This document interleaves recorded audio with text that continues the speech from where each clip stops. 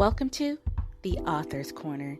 In anticipation of the release of my first book, I've created a series that gets up close and personal with some of my author friends so you can learn more about their upcoming releases. You'll get their voices, their opinions without filters. Want to hear more?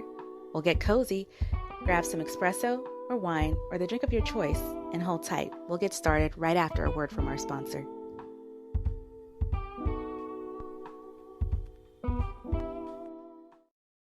Hello, and welcome to another episode of the Digital Headspace podcast. I'm your girl, Tash, and you are entering another episode of our Author's Corner series. In honor of my first book coming out, I've decided to open it up to some of my author friends so you can hear their stories and get some real uncut information on their lives, their voices, and their books. So today we have a special guest, Janitta Nichols. Hi, Janitta. Hey, Tash. Why don't you tell everybody about your book, the name of your book, where you're from, a little bit more about you and what the book is about. Well, first, I want to thank you for having me on your show and giving me the opportunity to speak my story to your audience. So first off, I want to say thank you for that. My name is Janitta Nichols. I was originally in Cincinnati, Ohio. I spent a little time in Georgia, and now me and my family reside in Austin, Texas. I have a husband and three wonderful children, and I'm so excited for my first book to come out, and it's actually titled The Secrets of My Mother. What inspired you to start writing this book? It sounds kind of crazy, but my depression actually caused me to seek healing. And part of my healing began with just me writing down some of the things that I felt were holding me in bondage. Okay. Could you expound a little bit more on that and what you Yeah, discovered? yeah. Last year, I moved my family to Austin, Texas. Previous to that, I was a police officer back in Cincinnati. I was in my career for about 5 years. And throughout my life, I've always tried to excel by reaching some level or some status to kind of show that I wasn't a victim. And so I wanted to be successful and be the opposite of everyone that I felt like I pretty much didn't like in my family, those who hurt me, those who allowed me to be hurt. And so, as a way to cover up and hide behind the mask of what happened to me as a child, I just kind of try to seek success. And I think last year, me and my family, we moved down here to Austin, Texas. And I want to say that about the month after we got here, I believe that my depression hit me kind of harder than anything that I had ever experienced. And I think it hit me hard because everything that I used to try and cover up those wounds that were still there, they were no longer there to cover it up. And I was forced to kind of look at myself in the mirror and see who I really was and come face to face with some of the trauma that I had never dealt with as a child. I tried to seek, other police officer careers here, and every door that I knocked on kind of shut in my face. And so I kind of had to go back to the place to where I had to see God and go back to my faith, because I believe that I kind of strayed away from my faith for a little bit there. And when I, began to see God and, seek what it is that He had for me to do, it was a day in which I had actually planned to commit suicide. And I sent my children to school. I sent my daughter to daycare, and I went home and I was getting ready to, try to make this plan to take myself out, because I just felt as if I couldn't handle the weight of the things that I was experiencing.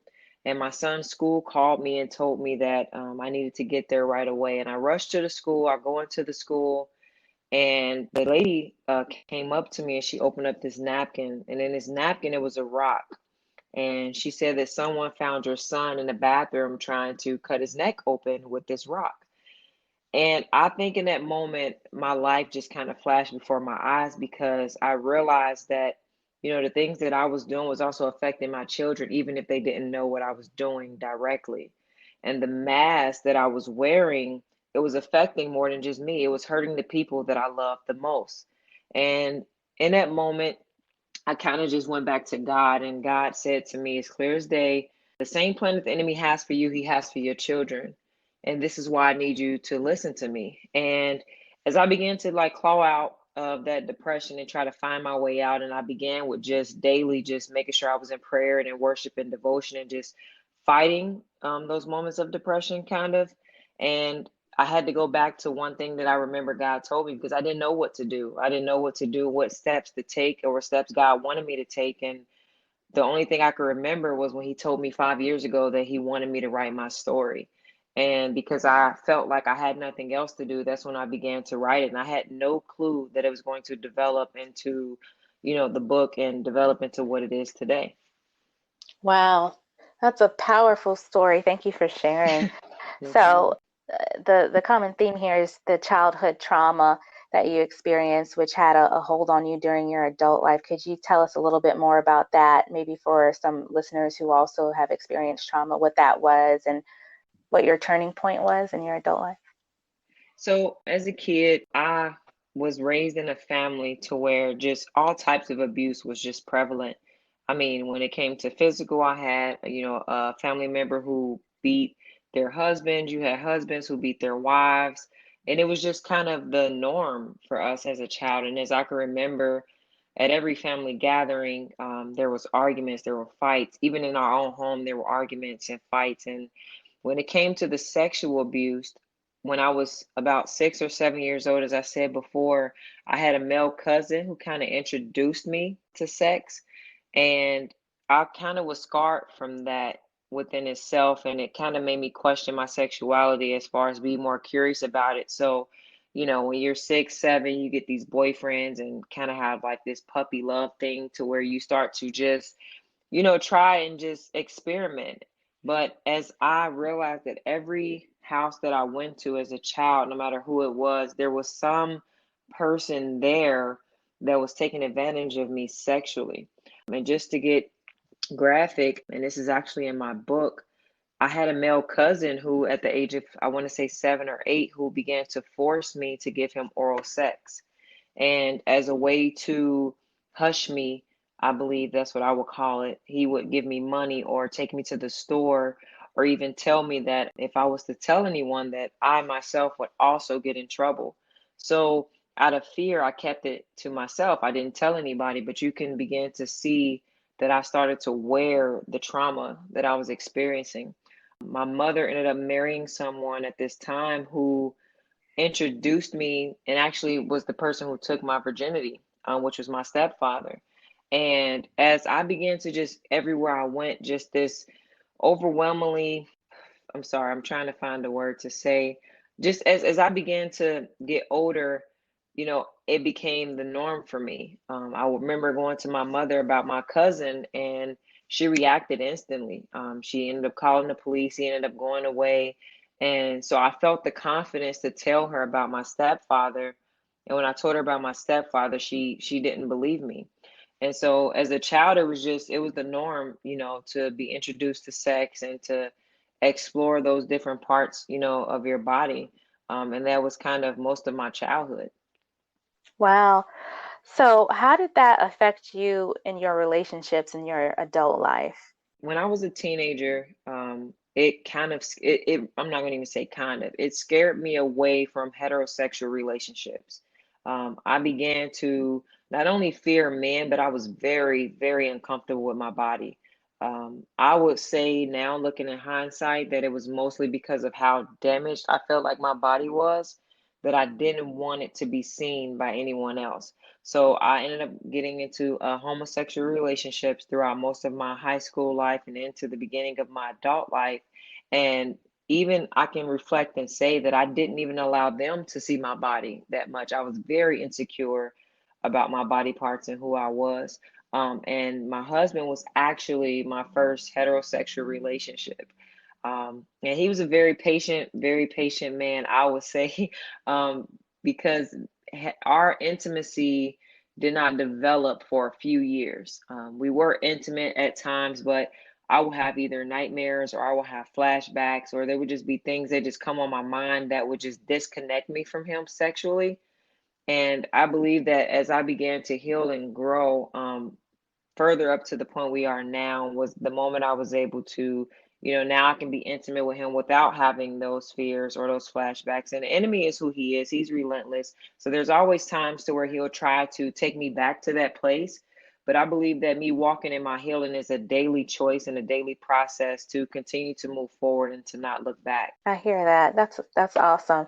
And we certainly appreciate you opening up, No because problem. who knows how many people listening to this have gone through similar stories. But, I think in a lot of communities, it's taboo to talk about, or we just tend Yeah. to want to be strong and hold things inside.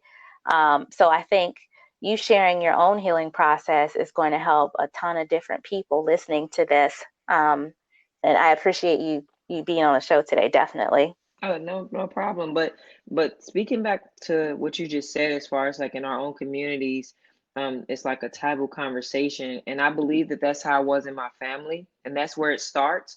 So it's not that people don't want to share their story with the world. It's just when you're inside of a family with people who you think love you, support you, and are supposed to protect you, and they don't care about your trauma. They don't care about what's occurring to you, and they don't care about what happened to you because either it happened to them or they've become so accustomed to it happening that they don't care about you being victimized. And so as a person, what would make you want to open up to somebody who doesn't know you, who doesn't know anything about you? They don't want to open up. And so for me, the secrets in my family, as I look on my family, I've always been a person who can just look at a situation and kind of see it for what it is. And as I look into my family and I look back on my family, I saw so much bondage, Tosh. Like I saw so much bondage, I saw so much anger, I saw so much hurt. And I always said, I don't want to be like that. I don't want to feel like that. And I didn't realize how much I was becoming that until I realized why I was that way and why my family was that way. And that's because you go around these cousins and these family members who either victimized you or taken something from you, taken away your innocence, and you hide those secrets to protect their image or to protect them because you don't want to hurt them. You don't want people to look at them in a bad way. And so we walk around carrying all these secrets, carrying all this bondage to protect someone else when we're ultimately internally dying from doing that.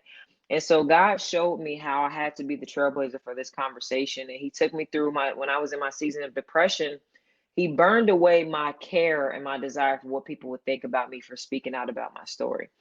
Because a year ago, I would have cared. I would have cared about people knowing what I've been through or people hearing my story. And for anybody listening, I just want to let them know like those secrets that you're holding is what is keeping you in your state of depression. You have no freedom. You're walking around holding these secrets and you haven't told anyone, you haven't talked to anyone. But what I also realized was the secrets that you keep in this generation are going to affect people in further generations down the line. I just found out, and it's not my secret to tell, but I just found out a secret that is literally devastating my family right now. And the secret started with my great grandmother. And, she's gone, she's passed away. Then it went down to my grandmother. And now it affects everyone else that's at the bottom of this line. So when you don't release those secrets, you leave the next generation pretty much, I would say, in line of fire for the enemy to attack. And you have to, when we keep our secrets in our families, my mother, she never told anyone about everyone who abused her, and so did my grandmother. And then you leave other people susceptible to those same predators. Me exposing the abuse that I went through, the trauma that I went through, I believe that leaves a hedge of protection around my children because they know. You know what I'm saying? And so that is something that I believe is important, is us releasing those secrets, because that's when we can begin to walk in healing and walk in freedom. Right, right.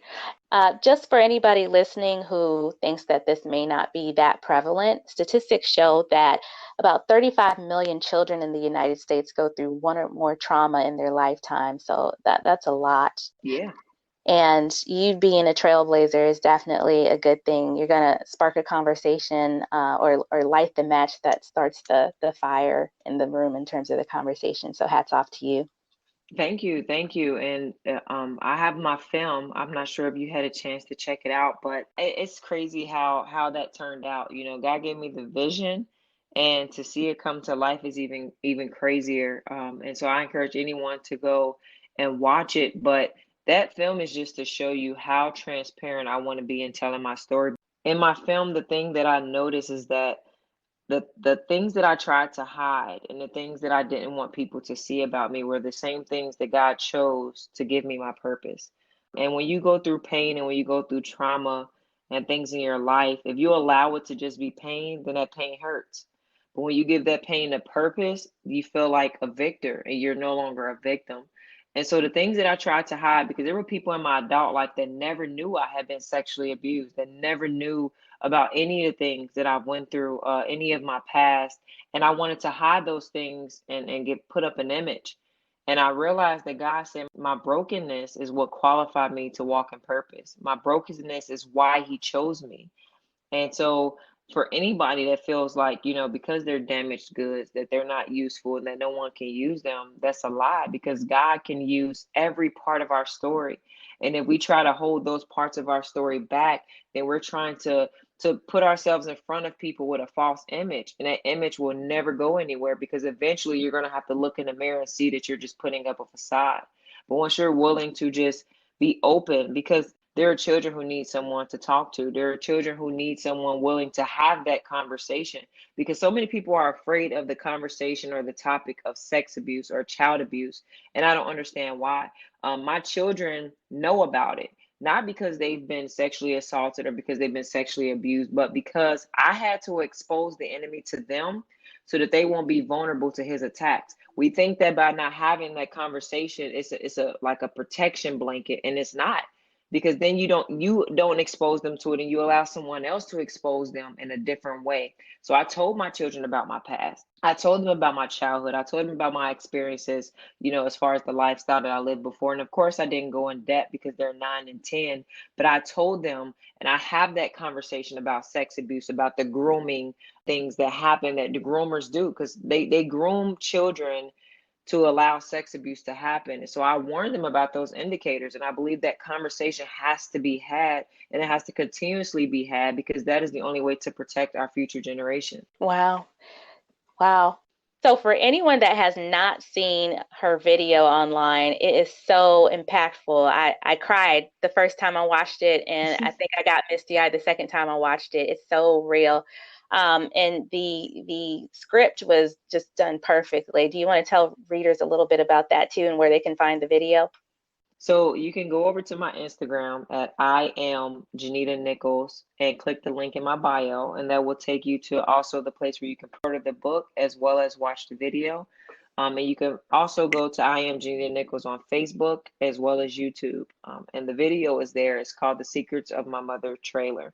I wrote the script for it as well, and pretty much the script is actually, if you watch the film, it's the very first chapter of the book. So with each one of the books that I have for this series, my goal is to do a visual for each opening of the book. I was watching a documentary about Toni Morrison on TV, or I think it was like Hulu or something like that. They had an excerpt where she talked about, don't write your book with a gaze, a little person on your shoulder saying, oh, you don't want to get too graphic or you don't want to Yeah, say it too real because then maybe people won't buy it. But yeah. I will testify, your movie trailer, it's real. You didn't leave anything out, and I appreciated that. So I was like, oh my gosh, it was You so know, it's emotional. it's crazy because Tosh, when I first started writing this, with me being a believer, I don't use profanity. There's a certain things that I just don't do. And so I didn't want to make my book another Christian quote unquote novel. I believe we have enough of those.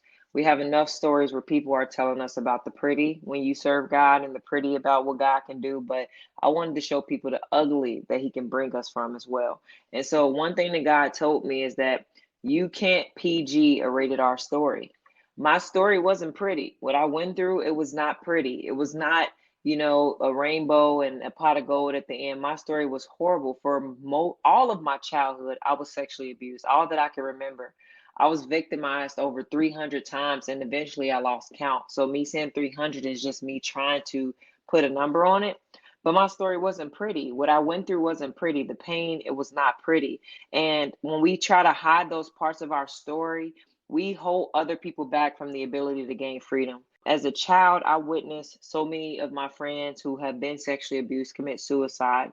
In my adult life, I want to say last year in my police career, I had maybe 10 suicides that I responded to for children who were suffering from depression. Some of those children were sexually abused. Some of those people had identity issues, identity crisis, and they could never identify with someone who had been through what they had been through, which made them feel as if they didn't belong. And I want anybody, no matter if you were sexually abused, physically abused, you belong here. You belong on earth and you have a purpose. And when you're able to come out of your pain, you're able to go back and save someone else. Not look back and save someone else, because I don't look back on my story and feel bad for myself. I don't look back on my story and say, why did this happen to me? But I can go back and get someone else who felt the same way that I felt, who have never seen someone in their face that had been through what they had been through.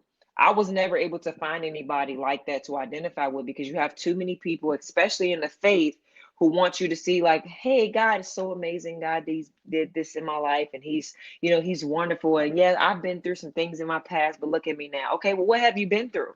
You know what I'm saying? Like, what story do you have to tell? And so I'm at the place in my life to where I am literally burying my soul to save other souls and to save other people. And it's not about my image. I don't care what people think about me. I don't care how I look. I love my family, and I'm able to walk into forgiveness. So I could look somebody who abused me in the eyes and say, God still loves you.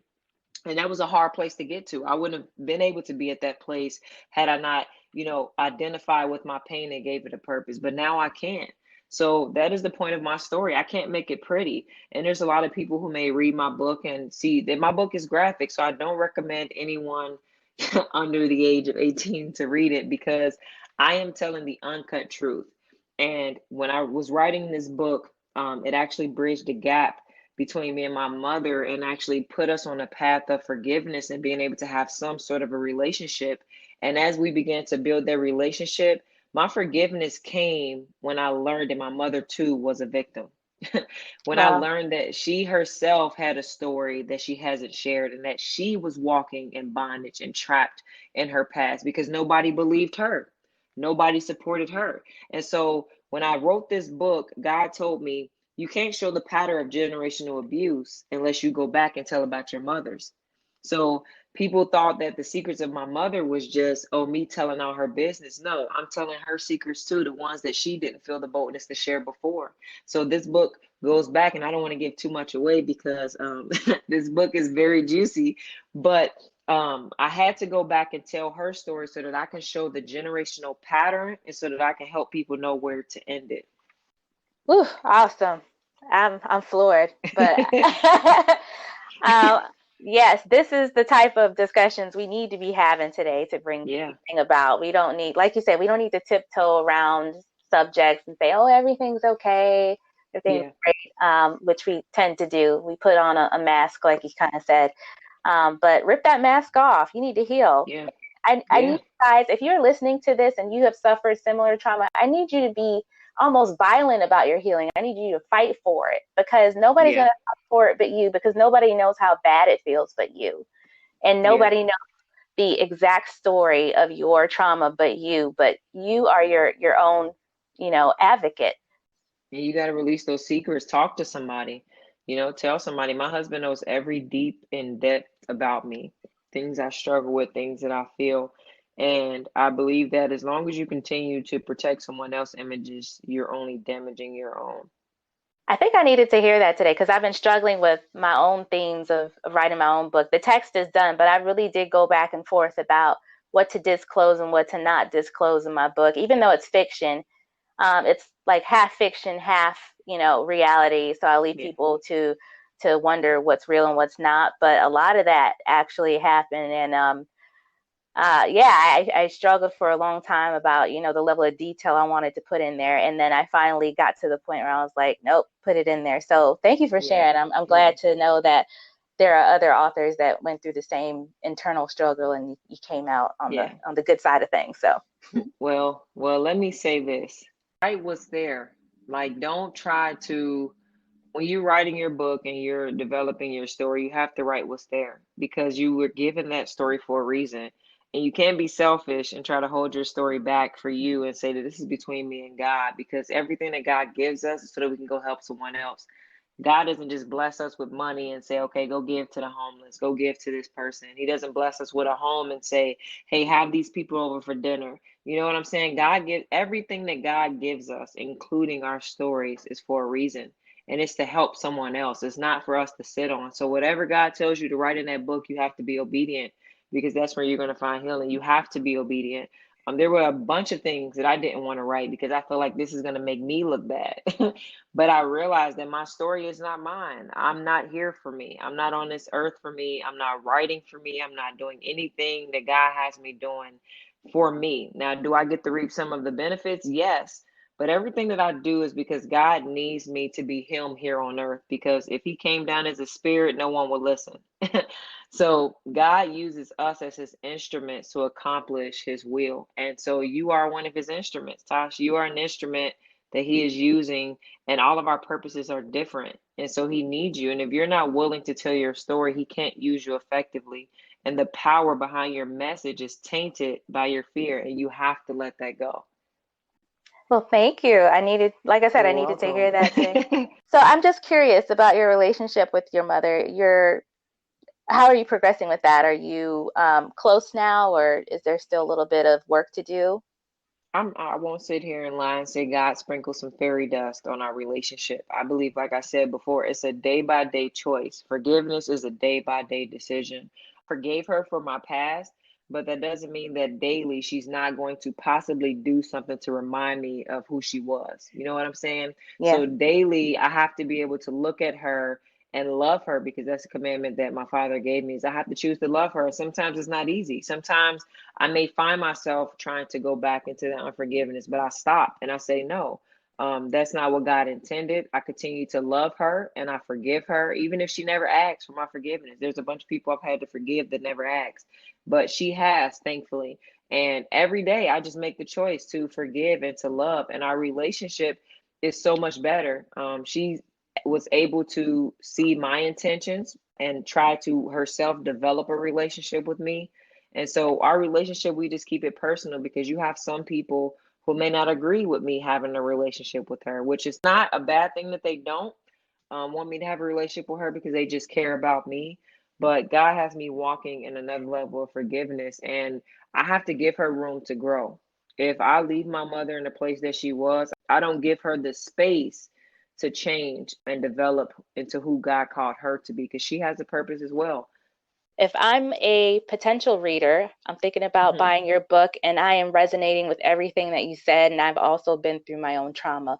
What advice do you have for me as a reader, and why should I get your book? I would tell you to read my book with the intentions of learning how you got into the position that you're in the first place. There are a few places where I put messages, as you know, some of the characters in my book were dealing with trauma. But I would say come from a place of trying to understand how generational curses work, and kind of relate that to, I wouldn't say your family, because all of our trauma is different, but come in with the open mindset of, I want to understand this so that I can be effective for someone else. There's a lot of trauma that occurs that we don't see. And maybe it can also help bridge the gap, and you can get a better understanding and go back and maybe revisit the forgiveness conversation with some people that may have hurt you in the past. So that would be my advice. And like I said, it does get graphic. There's a few parts in there to where I had to expose a few things and, you know, speak on a few topics and be frank with them. So I would just say go in with the open mindset and be ready to understand and learn something you may not have known before. And I'll be honest with you, Tasha, I wish I could sit here and say that I know the complete message that God is trying to give every reader on the other side of my book, but I feel like everyone is going to pull away with something different. And I don't understand yet the dynamic of what God is trying to do. I just daily walk in obedience. And the first step was just getting this book done and writing it and putting it out there for the world to receive.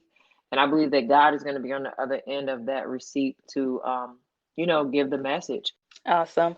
So, if readers want to get in contact with you, how can they do that? Social media is probably the best way, but by email, which is janittanichols@gmail.com. For any booking or bulk orders, I would prefer you to send an email. But other than that, I'm on Instagram again at I am Janitta Nichols. My Facebook is Janitta Nichols, and my YouTube is also the same. So if anyone wants to get in contact or, like I said, place any other orders or for booking, that would be probably the best way to reach me. Thank you so much for being on the show, Janitta. I think you You're had a welcome. lot of great content and good messages for everyone listening, so we appreciate it. Yes, ma'am. You're welcome. Thank you for having me. Great. So, you guys heard it. Janitta Nichols, The Secrets of My Mother. Go out and get it. When's it going to come out, Janitta? Okay, well, if they want to order the book, The Secrets of My Mother, they can just go over to my website at www.janittanichols.com, and we have the book there as well as other packages that they can get to help us be able to sow a seed into a ministry called Ensuring the Children out of Cincinnati, Ohio. And this organization just helps children who have been abused. It provides them with counseling and other resources to help them be able to heal. So we have some No More Secret t-shirts and some No More Secret snapback hats that we have on there. And they're a limited edition. So once they're gone, they're gone. So I encourage everyone to go over and not just sow a seed into my ministry, but allow us to be able to sow into someone else. You guys heard it. Go out and support the mission. Once again, thank you, Janitta. Have a good night. Thank you, Tash. Do you like what you're hearing? Would you like to support this podcast? You can make a monetary donation to the podcast on the podcast page on either Anchor or Spotify. You can also follow me at Natty Gal Productions on Instagram. That's NATTYGYAL Productions with an S. You can also follow me on Facebook under the same handle. Once again, thanks for listening. Natty Gal Productions, authentically human.